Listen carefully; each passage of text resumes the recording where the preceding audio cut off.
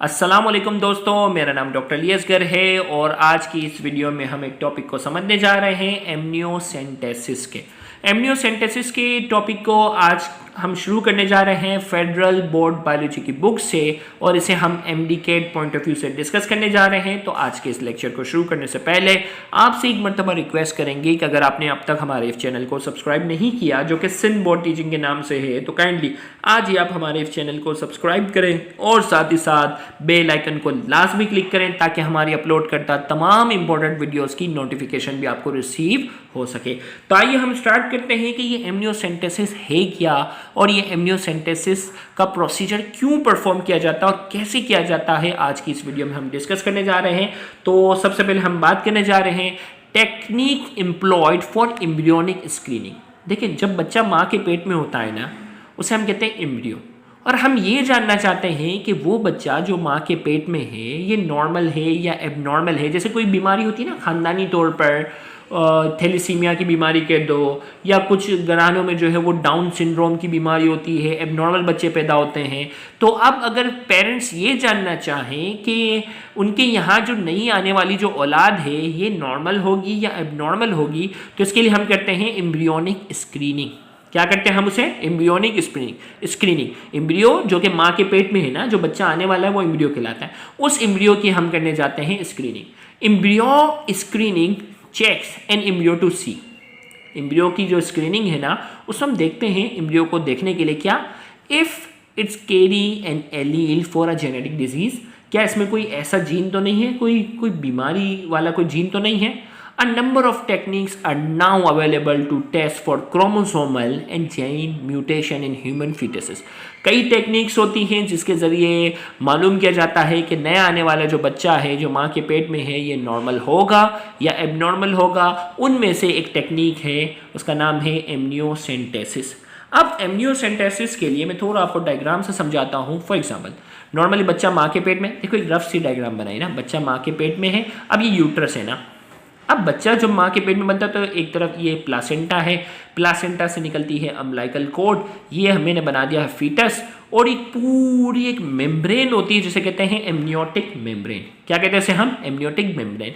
उस amniotic membrane के अंदर भरा हुआ होता है फ्लूइड। एमनियोटिक मेम्ब्रेन के अंदर क्या फिल किया हुआ होता है? उस एमनियोटिक मेम्ब्रेन के अंदर फ्लूइड भरा हुआ होता है, उसमें बच्चा क्या कर रहा होता है? फ्लोट कर रहा होता है। उस एमनियोटिक मेम्ब्रेन के अंदर जो फ्लूइड है उसे कहते हैं एमनियोटिक फ्लूइड। ये नॉर्मल कंडीशन बता दी।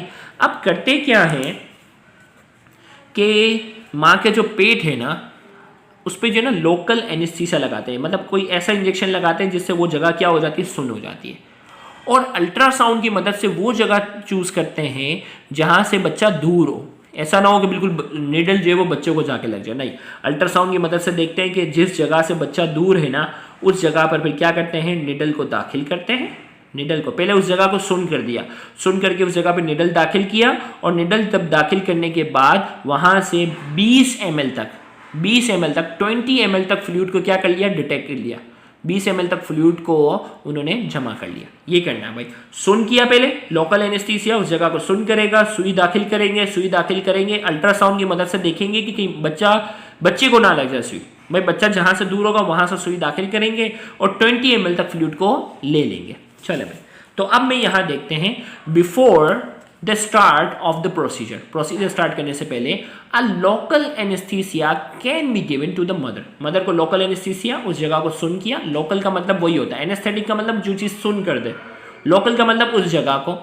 अ needle is usually inserted through the mother's abdominal wall, माँ के पेट से जो वो सुई को दाखिल करेंगे, then through the wall of the uterus, और वो निडल जो वो यूट्रस में दाखिल हो जाएगी, and finally into the amniotic sac, यहाँ तक कि वो एमनियोटिक सैक के अंदर दाखिल हो जाएगी with the aid of ultrasound guidance. Ultrasound की मदद से a physician puncture the sac in an area away from the fetus. Ultrasound की मदद से किसी ऐसे एरिया को पंक्चर करेगा जो बच्चे से दूर हो, and extract approximately 20 ml of amniotic fluid, जिसके नतीजे में कितना फ्लूइड निकालेंगे? 20 ml of fluid. After the amniotic fluid is extracted, amniotic fluid जो एक्सट्रैक्ट हो जाएगा, the fetal cell are separated from the sample.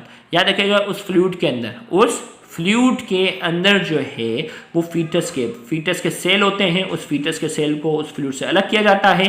The cell are grown in a culture medium then fix and stain, उनको जो है वो culture करवाया जाता है एक ऐसे मीडियम के अंदर कि वो सेल डिवाइड हों और से फिक्स और स्टेन यानी उसकी एक स्लाइड प्रिपेयर की जाती है अंडर अ माइक्रोस्कोप में फिर देखा जाता है the chromosome are examine for abnormalities, और माइक्रोस्कोप के अंदर जो है उसकी एबनॉर्मलिटीज़ को आइडेंटिफाई करते हैं। मिसाल के तौर पे डाउन सिंड्रोम जिसमें ट्राइसोमी ऑफ क्रोमोसोम 21 यानी 21वां पेयर जो होता है उसमें एक क्रोमोसोम एक्स्ट्रा होता है। टर्नर सिंड्रोम जिसमें सेक्स क्रोमोसोम का एक क्रोमोसोम मिसिंग होता है।